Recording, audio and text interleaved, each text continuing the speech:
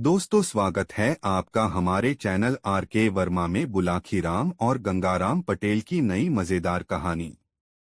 दोस्तों, सुबह भोर हुई तो गंगाराम पटेल और बुलाखीराम उठे, शौचादि से फारिग हुए, सामान समेटा और घोड़ों पर जीन कसकर अपनी यात्रा पर निकल पड़े। रास्ते में एक नगर में उन्होंने दोपहर का भोजन किया और दिन ढलते ढलते एक नए नगर में जा पहुंचे। वहां वे एक धर्मशाला में ठहर गए। नित्य की तरह बुलाखी भोजन का सामान खरीदने के लिए चला गया। वहां उसने लौटती बार जो दृश्य देखा, वह उसका रहस्य जानने को बेचैन हो उठा।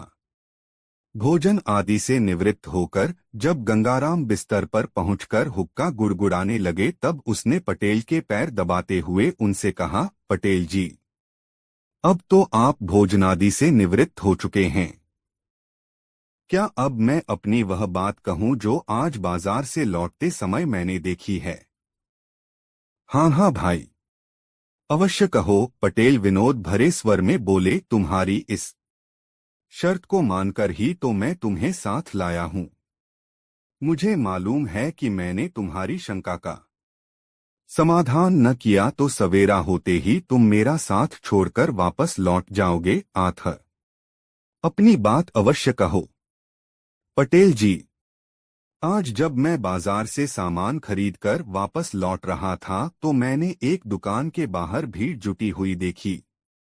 यह देख मैं भी यह जानने के लिए वहां ठहर गया कि देखूं माजरा क्या है, किस कारण यह भीड़ खड़ी है। मैंने देखा कि एक वैश्य की दुकान के नीचे एक 12-13 वर्षीय लड़के की लाश पड़ी हुई है। लाश के समीप ही उस लड़के के माँ बाप बैठे सिसक रहे थे। तभी एक व्यक्ति वहां पहुंचा। उसमें और वैश्य में कुछ वार्तालाप हुआ। फिर उस व्यक्ति ने लड़के के पिता से किसी बात की शपथ लेने के लिए कहा। लड़के के पिता ने जैसे ही शपथ ली कि मृत लड़का जीवित होकर खड़ा हो गया। यह देखकर मेरी हैरत का ठिकाना न रहा। मैं तत्काल वहां से चलकर आपके पास पहुंचा। बस तभी से मेरे पेट में इस बात का रहस्य जानने के लिए मरोड़े उठ रही थीं, किंतु मुझे यह भी मालूम था कि आप बिस्तर में जाने से पहले कुछ बताएंगे नहीं, इसलिए खामोश ही रहा। अब आप मुझे उस रहस्य के बारे में बतलाइए। सुनो बुलाखीराम, पटेल बोले, यहाँ से कुछ कोसों के फासले पर एक गांव है, किशनपुर। उस गांव में रेवती रमन नाम का एक गरीब ब्राह्मण निवास करता था। उसकी पत्नी का नाम शीला था। नाम के अनुकूल उसकी पत्नी बहुत ही शील स्वभाव की थी। ब्राह्मण भी बहुत नेक और अच्छे आचरण वाला था। उनका एक बेटा भी था, जिसकी आयु तब 10 वर्ष की हो चुकी थी। उसका नाम था चंद्रदेव। रेवती रमन नाम का वह ब्राह्मण बहुत गरीब था। उसके पास जमीन भी ज्यादा नहीं थी। उस जमीन से जो भी अनाज पैदा होता, उसी के सहारे उनका निर्वाह होता था। अपनी आर्थिक स्थिति से तंग आकर एक दिन उसने अपनी पत्नी से कहा, सुनो शीला, यहाँ गांव में रहकर निर्वाह करना दिन प्रतिदिन मुश्किल होता जा रहा है। आठ मैंने निश्चय किया है कि 1-2 दिन में यह गांव छोड़कर किसी बड़े नगर को चल पड़ेंगे। बड़े शहरों में काम की कोई कमी नहीं होती। ईश्वर ने चाहा तो हम वहां किसी की नौकरी कर लेंगे और आराम से जीवन व्यतीत करेंगे। कुछ सालों बाद जब हमारे पास कुछ धन इकट्ठा हो जाएगा तो हम वापस लौट आएंगे और उस धन से कोई कारोबार कर लेंगे। इस तरह आसानी से हमारे जीवन का निर्वाह हो जाएगा। अब बताओ, तुम्हारी क्या राय है इस विषय में? मेरी राय तो वही है जो आपकी है, रेवती की पत्नी ने कहा। जैसा आपको उचित लगे आप वैसा ही कीजिए। मैं आपके साथ हूँ। इस प्रकार विचार करके रेवती अपनी पत्नी और पुत्र को साथ लेकर शहर के लिए चल पड़ा। शहर में पहुंचकर रेवती रमन ने एक वैश्य के यहाँ नौकरी कर ली। उसकी पत्नी ने भी एक महाजन के यहाँ खाना बनाने की नौकरी कर ली। इस तरह से उनका निर्वाह ठीक ढंग से होने लगा। रेवती रमन मेहनती आदमी था। 1 साल बाद उसका काम देखकर वैश्य ने उसकी तनख्वाह बढ़ा दी। इस तरह से वह अपने परिवार का भरण पोषण करने के पश्चात कुछ धन भविष्य के लिए बचाने लगा। 3 साल के बाद उन दोनों की कमाई से 5,000 रुपये इकट्ठे हो गए। तब दोनों ने अपनी अपनी नौकरी छोड़ दी और अपने गांव लौट पड़े। शाम के समय वे इसी नगर में पहुंचे। उन्होंने रात्रि विश्राम के लिए किसी उपयुक्त जगह की जानकारी चाही। सामने उसी वैश्य की दुकान थी जिसे तुम देखकर आए हो। आथ रेवतीरमण उसी के पास पहुंचा और बोला, सेठ जी, मैं यहाँ परदेशी हूँ। मेरे साथ मेरा परिवार भी है। मैं रात्रि विश्राम के लिए किसी उपयुक्त जगह की तलाश में हूँ। क्या आप मुझे कोई ऐसा स्थान बता सकते हैं जहां हम सुरक्षित रह सकें? कोई जोखिम की चीज तो नहीं है तुम्हारे पास? मेरा मतलब है रुपया पैसा। वह तो है सेठ जी। इसीलिए तो मैं किसी सुरक्षित जगह पर रात को ठहरना चाहता हूँ।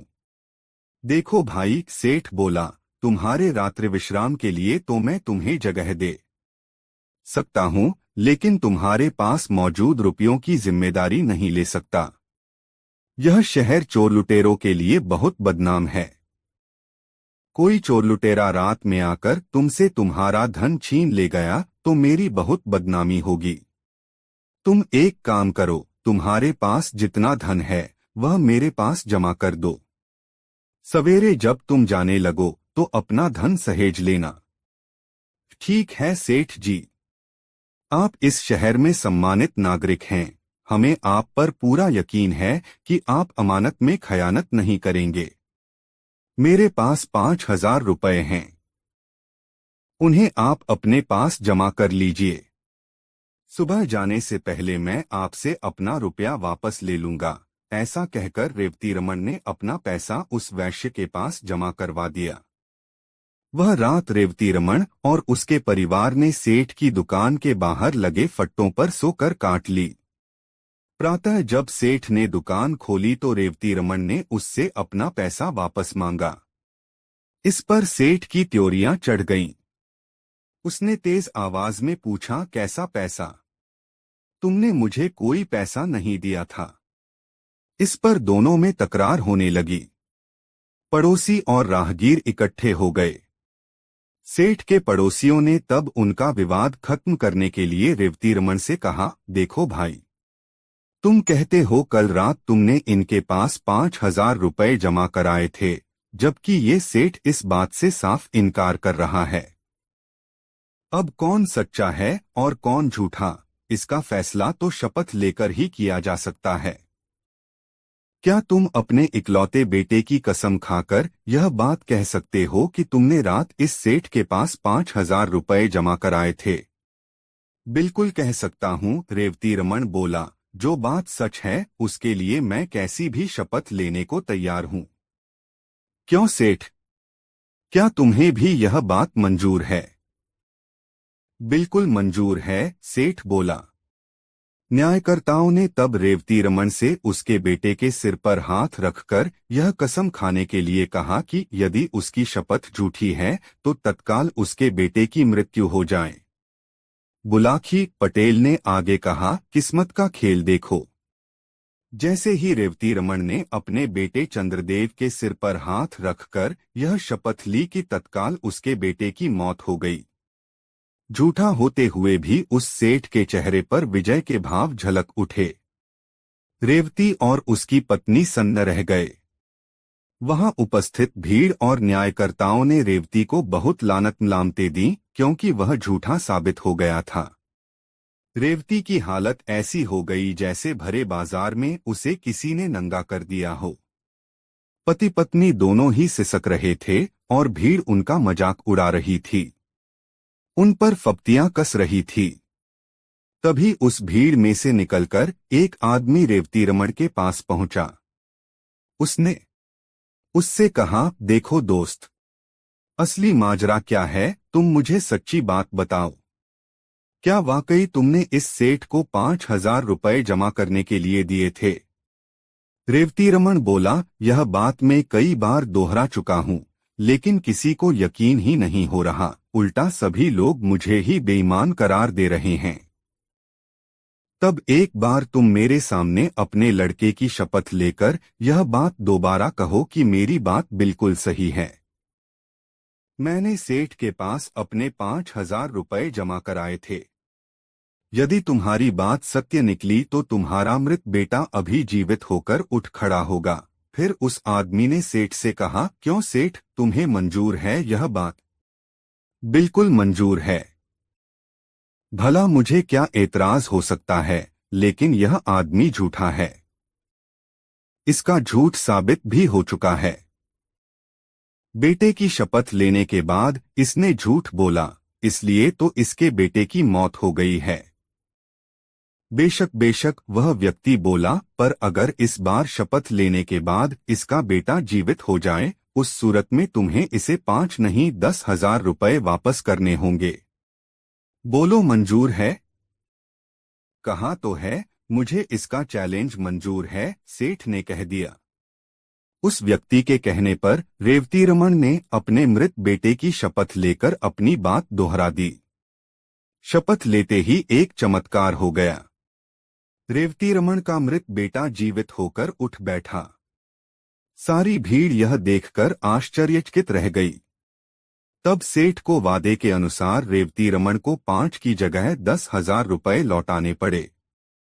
इतनी कहानी सुनाकर गंगाराम पटेल ने आगे कहा, बुलाखी, औरों की तरह तुझे भी इस बात पर जरूर आश्चर्य हो रहा होगा कि आखिर वह व्यक्ति था कौन, जिसने न सिर्फ रेवतीरमण के बेटे चंद्रदेव को जीवित किया अपितु जिसने सेठ से उसे दोगुना धन वापस दिलवाया। तो सुन, मानव के वेश में वह व्यक्ति साक्षात कलियुग था, जो अपने कलिकाल का प्रभाव लोगों को दिखाना चाहता था। यह कलियुग है बुलाखी। इस काल में कैसी भी अनहोनी घटना घट जाए उस पर आश्चर्य नहीं होना चाहिए। आज तू जिस दृश्य को देखकर आया था वह वही दृश्य था। उम्मीद है अब तेरी जिज्ञासा शांत हो गई होगी। आथा अब मुझे भी सोने दे और खुद भी सो रहा है। कल प्रातः फिर से काशी यात्रा के लिए चलना है। कहकर पटेल ने आंखें मूंद लीं और निद्रारानी की गोद में समा गए। करवट बदलकर बुलाखी नाई भी सो गया। दोस्तों, वीडियो को एक लाइक जरूर करें। दोस्तों, सुबह भोर हुई तो गंगाराम पटेल और बुलाखीराम उठे, शौचादि से फारिग हुए, सामान समेटा और घोड़ों पर जीन कसकर अपनी यात्रा पर निकल पड़े। रास्ते में एक नगर में उन्होंने दोपहर का भोजन किया और दिन ढलते ढलते एक नए नगर में जा पहुंचे। वहां वे एक धर्मशाला में ठहर गए। नित्य की तरह बुलाखी भोजन का सामान खरीदने के लिए चला गया। वहां उसने लौटती बार जो दृश्य देखा वह उसका रहस्य जानने को बेचैन हो उठा। भोजन आदि से निवृत्त होकर जब गंगाराम बिस्तर पर पहुंचकर हुक्का गुड़गुड़ाने लगे तब उसने पटेल के पैर दबाते हुए उनसे कहा, पटेल जी, अब तो आप भोजनादि से निवृत्त हो चुके हैं। क्या अब मैं अपनी वह बात कहूं जो आज बाजार से लौटते समय मैंने देखी है? हाँ हाँ भाई, अवश्य कहो, पटेल विनोद भरे स्वर में बोले। तुम्हारी इस शर्त को मानकर ही तो मैं तुम्हें साथ लाया हूं। मुझे मालूम है कि मैंने तुम्हारी शंका का समाधान न किया तो सवेरा होते ही तुम मेरा साथ छोड़कर वापस लौट जाओगे। आथ अपनी बात अवश्य कहो। पटेल जी, आज जब मैं बाजार से सामान खरीदकर वापस लौट रहा था तो मैंने एक दुकान के बाहर भीड़ जुटी हुई देखी। यह देख मैं भी यह जानने के लिए वहां ठहर गया कि देखूं माजरा क्या है, किस कारण यह भीड़ खड़ी है। मैंने देखा कि एक वैश्य की दुकान के नीचे एक 12-13 वर्षीय लड़के की लाश पड़ी हुई है। लाश के समीप ही उस लड़के के माँ बाप बैठे सिसक रहे थे। तभी एक व्यक्ति वहां पहुंचा। उसमें और वैश्य में कुछ वार्तालाप हुआ। फिर उस व्यक्ति ने लड़के के पिता से किसी बात की शपथ लेने के लिए कहा। लड़के के पिता ने जैसे ही शपथ ली कि मृत लड़का जीवित होकर खड़ा हो गया। यह देखकर मेरी हैरत का ठिकाना न रहा। मैं तत्काल वहां से चलकर आपके पास पहुंचा। बस तभी से मेरे पेट में इस बात का रहस्य जानने के लिए मरोड़े उठ रही थीं, किंतु मुझे यह भी मालूम था कि आप बिस्तर में जाने से पहले कुछ बताएंगे नहीं, इसलिए खामोश ही रहा। अब आप मुझे उस रहस्य के बारे में बतलाइए। सुनो, बुलाखीराम पटेल बोले, यहाँ से कुछ कोसों के फासले पर एक गांव है किशनपुर। उस गांव में रेवती रमन नाम का एक गरीब ब्राह्मण निवास करता था। उसकी पत्नी का नाम शीला था। नाम के अनुकूल उसकी पत्नी बहुत ही शील स्वभाव की थी। ब्राह्मण भी बहुत नेक और अच्छे आचरण वाला था।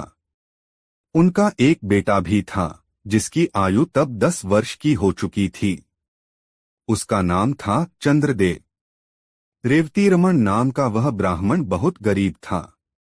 उसके पास जमीन भी ज्यादा नहीं थी। उस जमीन से जो भी अनाज पैदा होता, उसी के सहारे उनका निर्वाह होता था। अपनी आर्थिक स्थिति से तंग आकर एक दिन उसने अपनी पत्नी से कहा, सुनो शीला, यहाँ गांव में रहकर निर्वाह करना दिन प्रतिदिन मुश्किल होता जा रहा है। मैंने निश्चय किया है कि 1-2 दिन में यह गांव छोड़कर किसी बड़े नगर को चल पड़ेंगे। बड़े शहरों में काम की कोई कमी नहीं होती। ईश्वर ने चाहा तो हम वहां किसी की नौकरी कर लेंगे और आराम से जीवन व्यतीत करेंगे। कुछ सालों बाद जब हमारे पास कुछ धन इकट्ठा हो जाएगा तो हम वापस लौट आएंगे और उस धन से कोई कारोबार कर लेंगे। इस तरह आसानी से हमारे जीवन का निर्वाह हो जाएगा। अब बताओ, तुम्हारी क्या राय है इस विषय में? मेरी राय तो वही है जो आपकी है, रेवती की पत्नी ने कहा। जैसा आपको उचित लगे आप वैसा ही कीजिए। मैं आपके साथ हूँ। इस प्रकार विचार करके रेवती अपनी पत्नी और पुत्र को साथ लेकर शहर के लिए चल पड़ा। शहर में पहुंचकर रेवती रमन ने एक वैश्य के यहाँ नौकरी कर ली। उसकी पत्नी ने भी एक महाजन के यहाँ खाना बनाने की नौकरी कर ली।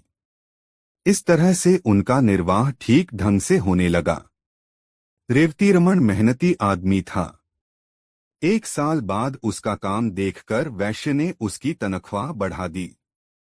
इस तरह से वह अपने परिवार का भरण पोषण करने के पश्चात कुछ धन भविष्य के लिए बचाने लगा। 3 साल के बाद उन दोनों की कमाई से 5,000 रुपए इकट्ठे हो गए। तब दोनों ने अपनी अपनी नौकरी छोड़ दी और अपने गांव लौट पड़े। शाम के समय वे इसी नगर में पहुंचे। उन्होंने रात्रि विश्राम के लिए किसी उपयुक्त जगह की जानकारी चाही। सामने उसी वैश्य की दुकान थी जिसे तुम देखकर आए हो। रेवती रमन उसी के पास पहुंचा और बोला, सेठ जी, मैं यहाँ परदेशी हूँ। मेरे साथ मेरा परिवार भी है। मैं रात्रि विश्राम के लिए किसी उपयुक्त जगह की तलाश में हूँ। क्या आप मुझे कोई ऐसा स्थान बता सकते हैं जहां हम सुरक्षित रह सकें? कोई जोखिम की चीज तो नहीं है तुम्हारे पास? मेरा मतलब है रुपया पैसा। वह तो है सेठ जी। इसीलिए तो मैं किसी सुरक्षित जगह पर रात को ठहरना चाहता हूँ। देखो भाई, सेठ बोला, तुम्हारे रात्रि विश्राम के लिए तो मैं तुम्हें जगह दे सकता हूँ, लेकिन तुम्हारे पास मौजूद रुपयों की जिम्मेदारी नहीं ले सकता। यह शहर चोर लुटेरों के लिए बहुत बदनाम है। कोई चोर लुटेरा रात में आकर तुमसे तुम्हारा धन छीन ले गया तो मेरी बहुत बदनामी होगी। तुम एक काम करो, तुम्हारे पास जितना धन है वह मेरे पास जमा कर दो। सवेरे जब तुम जाने लगो तो अपना धन सहेज लेना। ठीक है सेठ जी। आप इस शहर में सम्मानित नागरिक हैं। हमें आप पर पूरा यकीन है कि आप अमानत में खयानत नहीं करेंगे। मेरे पास 5,000 रुपए हैं। उन्हें आप अपने पास जमा कर लीजिए। सुबह जाने से पहले मैं आपसे अपना रुपया वापस ले लूंगा। ऐसा कहकर रेवती रमन ने अपना पैसा उस वैश्य के पास जमा करवा दिया। वह रात रेवती रमन और उसके परिवार ने सेठ की दुकान के बाहर लगे फट्टों पर सोकर काट ली। प्रातः जब सेठ ने दुकान खोली तो रेवती रमन ने उससे अपना पैसा वापस मांगा। इस पर सेठ की त्योरियां चढ़ गईं। उसने तेज आवाज में पूछा, कैसा पैसा? तुमने मुझे कोई पैसा नहीं दिया था। इस पर दोनों में तकरार होने लगी। पड़ोसी और राहगीर इकट्ठे हो गए। सेठ के पड़ोसियों ने तब उनका विवाद खत्म करने के लिए रेवती रमन से कहा, देखो भाई, तुम कहते हो कल रात तुमने इनके पास 5,000 रुपए जमा कराए थे, जबकि ये सेठ इस बात से साफ इनकार कर रहा है। अब कौन सच्चा है और कौन झूठा, इसका फैसला तो शपथ लेकर ही किया जा सकता है। क्या तुम अपने इकलौते बेटे की कसम खाकर यह बात कह सकते हो कि तुमने रात इस सेठ के पास 5,000 रुपए जमा कराए थे? बिल्कुल कह सकता हूँ, रेवती रमन बोला। जो बात सच है उसके लिए मैं कैसी भी शपथ लेने को तैयार हूँ। क्यों सेठ, क्या तुम्हें भी यह बात मंजूर है? बिल्कुल मंजूर है, सेठ बोला। न्यायकर्ताओं ने तब रेवती रमन से उसके बेटे के सिर पर हाथ रखकर यह कसम खाने के लिए कहा कि यदि उसकी शपथ झूठी है तो तत्काल उसके बेटे की मृत्यु हो जाए। बुलाकी पटेल ने आगे कहा, किस्मत का खेल देखो। जैसे ही रेवती रमन ने अपने बेटे चंद्रदेव के सिर पर हाथ रखकर यह शपथ ली कि तत्काल उसके बेटे की मौत हो गई। झूठा होते हुए भी उस सेठ के चेहरे पर विजय के भाव झलक उठे। रेवती और उसकी पत्नी सन्न रह गए। वहां उपस्थित भीड़ और न्यायकर्ताओं ने रेवती को बहुत लानत-मलामतें दी क्योंकि वह झूठा साबित हो गया था। रेवती की हालत ऐसी हो गई जैसे भरे बाजार में उसे किसी ने नंगा कर दिया हो। पति पत्नी दोनों ही सिसक रहे थे और भीड़ उनका मजाक उड़ा रही थी, उन पर फप्तियां कस रही थी। तभी उस भीड़ में से निकलकर एक आदमी रेवती रमन के पास पहुंचा। उसने उससे कहा, देखो दोस्त, असली माजरा क्या है, तुम मुझे सच्ची बात बताओ। क्या वाकई तुमने इस सेठ को 5,000 रुपए जमा करने के लिए दिए थे? रेवती रमन बोला, यह बात मैं कई बार दोहरा चुका हूँ, लेकिन किसी को यकीन ही नहीं हो रहा, उल्टा सभी लोग मुझे ही बेईमान करार दे रहे हैं। तब एक बार तुम मेरे सामने अपने लड़के की शपथ लेकर यह बात दोबारा कहो कि मेरी बात बिल्कुल सही है। मैंने सेठ के पास अपने 5,000 रुपए जमा कराए थे। यदि तुम्हारी बात सत्य निकली तो तुम्हारा मृत बेटा अभी जीवित होकर उठ खड़ा होगा। फिर उस आदमी ने सेठ से कहा, क्यों सेठ, तुम्हें मंजूर है यह बात? बिल्कुल मंजूर है। भला मुझे क्या एतराज हो सकता है, लेकिन यह आदमी झूठा है। इसका झूठ साबित भी हो चुका है। बेटे की शपथ लेने के बाद इसने झूठ बोला, इसलिए तो इसके बेटे की मौत हो गई है। बेशक बेशक वह व्यक्ति बोला, पर अगर इस बार शपथ लेने के बाद इसका बेटा जीवित हो जाए, उस सूरत में तुम्हें इसे 5 नहीं 10,000 रुपए वापस करने होंगे। बोलो मंजूर है? कहा तो है, मुझे इसका चैलेंज मंजूर है, सेठ ने कह दिया। उस व्यक्ति के कहने पर रेवती रमन ने अपने मृत बेटे की शपथ लेकर अपनी बात दोहरा दी। शपथ लेते ही एक चमत्कार हो गया। रेवती रमन का मृत बेटा जीवित होकर उठ बैठा। सारी भीड़ यह देखकर आश्चर्यचकित रह गई। तब सेठ को वादे के अनुसार रेवती रमन को 5 की जगह 10,000 रुपए लौटाने पड़े। इतनी कहानी सुनाकर गंगाराम पटेल ने आगे कहा, बुलाकी, औरों की तरह तुझे भी इस बात पर जरूर आश्चर्य हो रहा होगा कि आखिर वह व्यक्ति था कौन, जिसने न सिर्फ रेवती रमन के बेटे चंद्रदेव को जीवित किया अपितु जिसने सेठ से उसे दोगुना धन वापस दिलवाया। तो सुन, मानव के वेश में वह व्यक्ति साक्षात कलियुग था, जो अपने कलिकाल का प्रभाव लोगों को दिखाना चाहता था। यह कलियुग है बुलाकी। इस काल में कैसी भी अनहोनी घटना घट जाए उस पर आश्चर्य नहीं होना चाहिए। आज तू जिस दृश्य को देखकर आया था वह वही दृश्य था। उम्मीद है अब तेरी जिज्ञासा शांत हो गई होगी। आथ अब मुझे भी सोने दे और खुद भी सो रहा है। कल प्रातः फिर से काशी यात्रा के लिए चलना है, कहकर पटेल ने आंखें मूंद लीं और निद्रारानी की गोद में समा गए। करवट बदलकर बुलाखी नाई भी सो गया। दोस्तों, यह कहानी आपको कैसी लगी कमेंट बॉक्स में जरूर बताएं। अपने वीडियो यहां तक देखा है तो एक कमेंट जरूर करें। दोस्तों, काशी यात्रा में गंगाराम पटेल और बुलाखीराम नाई जिस शहर में रात्रि विश्राम के लिए ठहरे, वहां बुलाखीराम ने फिर एक अनोखा दृश्य देखा। उसने देखा कि शहर के बहुत से धनीमानी सम्मानित लोग एक युवक को अपने कंधों पर उठाए उसकी जय जयकार करते हुए बाजार से गुजर रहे थे। युवक अपना हाथ हिलाकर उनका अभिवादन स्वीकार कर रहा था। यह दृश्य देखकर बुलाखीराम वापस लौट पड़ा। रात को भोजन आदि से निवृत्त होकर बुलाखी ने यह घटना गंगाराम पटेल को सुनाकर उसका रहस्य भेदन करने के लिए कहा तो गंगाराम बोले, बुलाखी, इस घटना का रहस्य जानने से पहले मैं तुझे एक कहानी सुनाता हूं। पहले उस कहानी को सुन लो। कथा के समापन पर इसका रहस्य अपने आप उजागर हो जाएगा। तो सुनाइए न पटेल जी वह कहानी। मैं तो बहुत बेताबी से उस कहानी को सुनने के लिए उत्सुक हो रहा हूं, बुलाखीराम ने कहा। बुलाखी, अब से कुछ वर्ष पूर्व इस नगर में एक गरीब आदमी रहता था। उसका नाम था जीवाराम। जीवाराम दिन रात हाड़तोड़ मेहनत करता था, फिर भी उसे और उसके परिवार को बड़ी मुश्किल से ही भोजन मिल पाता था।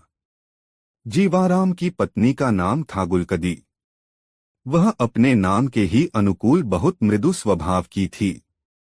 दूसरे लोगों के घरों में चौका बर्तन का काम करके वह अपने पति की मदद में लगी रहती थी। उन दोनों के एक बेटा भी था जिसका नाम दयाराम था, लेकिन लोग उसे तीसमार खां कहकर संबोधित करते थे। दयाराम भी अपने इस नाम को सुनकर खुश होता था। अब तीसमार खां उसका नाम कैसे पड़ा यह भी सुनो। एक बार उसने झाड़ू से चौके में बैठी 30 मक्खियां एक ही झपट्टे में मार डाली थीं, बस तभी से उसका नाम पड़ गया तीसमार खां। यह परिवार जैसे तैसे करके अपना गुजारा चला ही रहा था कि एक दिन तकदीर की मार इस परिवार पर टूट पड़ी। नगर के उस क्षेत्र में हैजे की बीमारी फूट पड़ी, जिसमें जीवाराम की मृत्यु हो गई। दयाराम उर्फ तीसमार खां की उम्र उस समय 10 वर्ष की थी। पति की मृत्यु के बाद कुछ दिन तक तो गुलकंदी अपने पति द्वारा जोड़ी हुई थोड़ी सी संचित पूंजी से अपने परिवार का भरण पोषण करती रही, लेकिन जब सारी पूंजी समाप्त हो गई तो वह भी अपने पति की तरह मेहनत मजदूरी करके अपने परिवार का पेट पालने लगी। धीरे धीरे उसके पति को मरे हुए 10 साल का समय व्यतीत हो गया। तीसमार खां 20 साल का एक गबरू युवक बन गया। उसकी माता ने एक दिन उसे समझाया, बेटा दयाराम, अब तू 20 वर्ष का हो चुका है। अब तक मैं जैसे तैसे करके तेरा और अपना पेट भरती रही, किंतु अब मेरे हाथ पैर जवाब देने लगे हैं। अब तुझे चाहिए कि कहीं नौकरी या मेहनत मजदूरी का काम पकड़ ले और परिवार को चलाने में मेरी मदद कर। दयाराम उर्फ तीसमार खां ने मां के सामने तो अपनी सहमति व्यक्त कर दी, किंतु उसने न तो कोई नौकरी तलाश की और न किसी मेहनत मजदूरी पर गया। जाता भी तो कैसे? दरअसल वह एक आलसी और कामचोर व्यक्ति बन गया था। वह नौकरी करना ही नहीं चाहता था, क्योंकि मां की कमाई से उसके खाने पीने का प्रबंध हो ही जाता था। लेकिन कुछ समय बाद उसकी मां ने जब उसे ज्यादा प्रताड़ित किया तो वह कोई नौकरी ढूंढने के लिए तैयार हो गया। एक दिन वह राजदरबार में पहुंच गया। वहां उसने हाथ जोड़कर राजा से विनती की, अन्नदाता, मैं आपके राज्य का एक बेरोजगार युवक हूं। मैं आपसे यह विनती करने के लिए आया हूं कि आप मुझे कोई नौकरी दे दीजिए। कोई और दिन होता तो राजा उसे दुत्कार देता, ऐसे न जाने कितने बेरोजगार नौजवान रोज ही उसके दरबार में नौकरी पाने की फरियाद करने के लिए आते थे, लेकिन आज के दिन राजा विशेष रूप से प्रसन्न था। उसकी रानी ने उसे बताया था कि शीघ्र ही उसकी कोख से उसकी संतान जन्म लेने वाली है, इसलिए उसने बड़े विनोद भरे भाव में कहा, दे देंगे भई, तुम्हें नौकरी भी दे देंगे, पर पहले अपना नाम तो बताओ। यह भी बताओ कि तुम्हारे अंदर विशेषता क्या है। अन्नदाता तीसमार खां ने कहा, लोग मुझे तीसमार खां के नाम से पुकारते हैं। अब मेरा यह नाम कितना सार्थक है, यह तो वक्त आने पर ही पता चलेगा, पर मैं आपको यह विश्वास दिलाता हूँ कि जब भी आप मुझे कोई असंभव काम सौंपेंगे, मैं दिलोजान से उसे पूरा करने की कोशिश करूँगा। ठीक है, राजा बोला, आज से हमने तुम्हें राजकीय सेवा के लिए नियुक्त किया। तुम्हारा वेतन होगा 100 रुपये प्रतिदिन। किसी दिन वक्त आने पर हम तुम्हारे कौशल का इम्तिहान लेंगे। इस तरह तीसमार खां राजकीय सेवा में नियुक्त हो गया। बढ़िया वेतन और कामधंधा कुछ नहीं। तीसमार खां के तो पौ 12 हो गए। कुछ ही दिनों में उसने अपना पुराना कच्चा मकान तुड़वाकर रहने के लिए शानदार हवेली बनवा ली। उसकी मां ने भी अब दूसरों के यहाँ काम पर जाना छोड़ दिया और संभ्रांत गृहिणियों की तरह अपने घर में रहने लगी। लेकिन तीसमार खां की उन्नति से अनेक राजदरबारी उससे ईर्ष्या करने लगे। वे सोचने लगे कि कब मौका मिले और कब तीसमार खां को नीचा दिखाएं। संयोगवश शीघ्र ही एक मौका उनके हाथ लग भी गया। राज्य के एक हिस्से में कई दिनों से कुछ डाकू सक्रिय हो गए थे। उन्होंने लूटपाट आरंभ कर दी थी। राजा के सिपाही उन्हें पकड़ने में नाकामयाब हो रहे थे। डाकुओं का हौसला इतना हो गया कि ये लोग अब दिनदहाड़े डाका डालने लगे थे। राजा का प्रशासन इनके सामने असहाय होकर रह गया था। जब जनता में त्राहित्राही मचने लगी और वहां के लोग फरियादें करने राजा के पास पहुंचने लगे, तो राजा ने अपनी राजसभा बुलाई और दरबारियों से सलाह ली कि उन डाकुओं को कैसे पकड़ा जाए। इस पर गहन मंथन होने लगा। किसी ने राय व्यक्त की कि वह सारा इलाका सेना के हवाले कर दिया जाए। किसी ने कहा कि डाकू पकड़कर शासन के हवाले कर देने वालों के लिए भारी इनाम देने की घोषणा करा दी जाए। किसी ने कुछ राय दी तो किसी ने कुछ। तभी राजा के एक मंत्री ने, जो तीसमार खां से द्वेष रखता था, राजा से कहा, अन्नदाता, यह काम तीसमार खां को सौंप दीजिए। उसे आपने नौकरी भी इसी शर्त पर दी थी कि वह असंभव कामों को कर दिखाएगा। बहुत समय से वह राजकोष से मुफ्त में अपना वेतन ले रहा है। अब समय आ गया है कि उसकी योग्यता की परख कर ली जाए। यह विचार राजा को पसंद आया। राजकार्यों में उलझे रहने के कारण यह बात उनके ध्यान से उतर गई कि उन्होंने तीसमार खां को नौकरी इसी शर्त पर दी थी कि वह असंभव कार्यों को संभव कर दिखाएगा। आज उसके इम्तिहान का अवसर आ पहुंचा था। अतः उन्होंने तीसमार खां को दरबार में बुलाया और कहा, तीसमार खां, तुम्हें याद है कि हमने तुम्हें किस शर्त पर नौकरी दी थी? हाँ अन्नदाता, मुझे अच्छी तरह याद है, तीसमार खां ने कहा। नौकरी देते समय आपने पूछा था कि तुम में क्या विशेषता है, तो मैंने यह कहा था कि मैं किसी भी असंभव कार्य को संभव बना सकता हूँ। बस तो समझ लो कि आज तुम्हारी परीक्षा की घड़ी आ पहुंची। देश के दक्षिणी क्षेत्र में जाओ और वहां के लोगों में भय का वातावरण पैदा कर रहे डाकू दलों का सफाया कर दो। इस काम के लिए तुम जितने सैनिक चाहो तुम्हें उपलब्ध करा दिए जाएंगे। ठीक है अन्नदाता, मैं कल ही दक्षिण की ओर रवाना हो जाऊंगा और इस काम के लिए मुझे किसी सैनिक की आवश्यकता भी नहीं है। मैं अकेला ही इस काम को अंजाम दूंगा। तीसमार खां राजा के सामने यह बात कह तो आया, किंतु घर आकर वह चिंता में पड़ गया। तलवार की तो बात ही छोड़िए, उसने तो कभी सुई तक नहीं पकड़ी थी और फिर उसका सामना होना था दुर्दांत लुटेरों से। जब राजा के इतने सैनिक उन लुटेरों को नहीं पकड़ पाए तो वह कैसे पकड़ लेगा उन डाकुओं को। यही सब सोच सोचकर उसकी हवा खराब होने लगी। सारी रात वह सो नहीं सका। बस इसी चिंता में घुलता रहा कि इस स्थिति का मुकाबला वह कैसे करे। उसे चिंता में पड़ा देखकर उसकी माँ भी चिंतित हो गई। उसने अपने बेटे से उसकी चिंता का कारण पूछा तो तीसमार खां ने उसे अपनी चिंता से अवगत करा दिया। अब तो उसकी माता की चिंता भी बढ़ गई। उसने कहा, बेटे, तू यह राज्य छोड़कर किसी दूसरे राज्य में चला जा।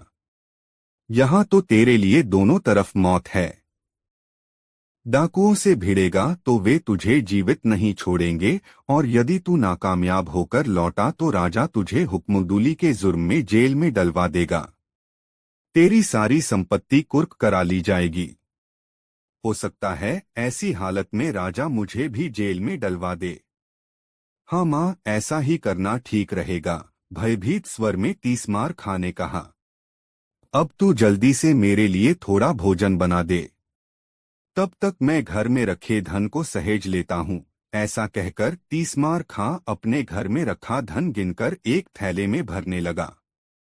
उसकी माता रास्ते में भोजन के लिए उसके लिए तिल के लड्डू बनाने लगी।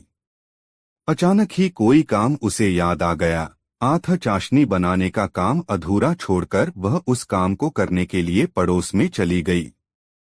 इसी बीच एक चूहे का पीछा करते हुए काला नाग रसोई में आ गया।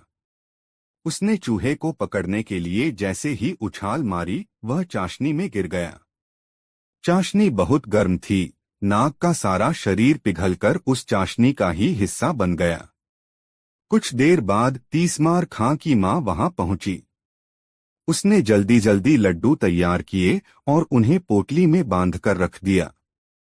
तीसमार खां ने भी अपनी पूंजी एक थैले में भरी और कुछ धन अपनी माता के लिए छोड़कर दोनों पोटलियां लेकर घोड़े पर सवार होकर घर से बाहर निकल गया। सारा दिन वह यात्रा करता रहा। शाम हुई तो वह किसी गांव में न ठहरकर जंगल में ही एक वृक्ष के नीचे टिक गया। घोड़ा चरने के लिए छोड़ दिया और दोनों पोटलियां वृक्ष के ऊपर एक शाखा पर टांग दी। कुछ ही देर में उसे नींद ने आ दबोचा और वह गहरी नींद में जा समाया। संयोग की बात कि जिन डाकुओं की खोज के लिए तीसमार खां जा रहा था, उसके सोते ही डाकुओं का वह दल वहीं आ पहुंचा। डाकुओं ने तीसमार खां को अकेले सोता हुआ देखा तो निश्चित भाव से उसके पास आ पहुंचे। पेड़ के नीचे बैठते ही जैसे ही एक डाकू की निगाह पेड़ पर लटकी दोनों पोटलियों पर पड़ी, वह कह उठा, अरे जरा ऊपर की ओर तो देखो, वहां दो पोटलियां लटक रही हैं। जरूर यह पोटलियां इसी सोए हुए मुसाफिर की होंगी। अपना सारा माल इसने उन पोटलियों में ही भर रखा होगा। डाकुओं के सरदार ने कहा, इन्हें नीचे उतारो। डाकुओं के सरदार के आदेश पर एक डाकू तुरंत पेड़ पर चढ़ गया और दोनों पोटलियां उतार लाया। पोटलियां खोली गईं तो एक में ढेर सारा धन और दूसरी में लड्डू भरे हुए मिले। डाकू भूखे थे। लड्डू देखते ही उनके मुंह में पानी भर आया और वे लड्डुओं पर टूट पड़े। रुपए पैसों से भरी पोटली पहले से ही डाकू सरदार ने अपने कब्जे में कर ली थी। कुछ ही देर में उन सब की हालत खराब होने लगी। तीक्ष्ण विष के प्रभाव से वे अचेत होने लगे। फिर देखते ही देखते सारे डाकुओं की मौत हो गई। भोर के समय जब तीसमार खां की नींद टूटी तो उसकी निगाह डाकुओं पर पड़ी। उसकी दोनों पोटलियां खुली हुई पड़ी थीं।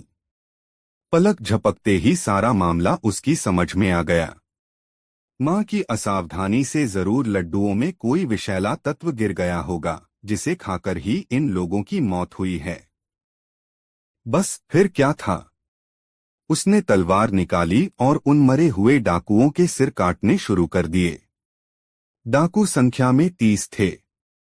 तीसमार खां ने उन सबके सिर इकट्ठे किए और दो बड़े बड़े थैलों में भर लिए। डाकुओं के पास भी जो कुछ निकला वह उसने अपने कब्जे में कर लिया। फिर वह डाकुओं के धड़ वहीं पड़ा छोड़कर वापस अपने नगर में लौट आया। राजा के पास पहुंचकर जब उसने अपना कारनामा राजा को बताया तो राजा बेहद खुश हुआ। उसने तीसमार खां की बहुत प्रशंसा की, उसे ढेरों पुरस्कार दिए और उसकी तनख्वाह में बढ़ोतरी करके आदेश दे दिया कि तीसमार खां की जय जयकार करते हुए इसे सारे नगर में घुमाया जाए। इतनी कहानी सुनाकर गंगाराम पटेल ने बुलाकी नाई से कहा, थे बुलाकी राम, आज शाम तू जो नजारा देखकर आया था वह उसी समय का था। नागरिकों के कंधे पर जो व्यक्ति बैठा था वह दयाराम उर्फ तीसमार खां ही था। उसके पीछे पीछे जो लोग उसकी जय जयकार कर रहे थे वे शहर के धनी मानी व्यक्ति और राज कर्मचारी थे। उनमें वह मंत्री भी था जिसने तीसमार खां के विरुद्ध राजा को उकसाया था। अब बता, तेरी शंका का समाधान हो गया ना? हाँ पटेल जी, हो गया। अब आप भी सोइए और मैं भी सोता हूँ, कल फिर से यात्रा करनी है। दोनों ने चादरों से मुंह ढांप लिया और सोने की तैयारियां करने लगे। दोस्तों, गंगाराम पटेल और बुलाकी राम नाई की यह मजेदार कहानी आपको कैसी लगी कमेंट बॉक्स में जरूर बताएं। ऐसी और नई मजेदार कहानी सुनने के लिए हमारे चैनल आरके वर्मा को सब्सक्राइब जरूर कर लें और यह वीडियो अपने मित्रों के साथ जरूर शेयर करें। वीडियो देखने के लिए बहुत बहुत धन्यवाद।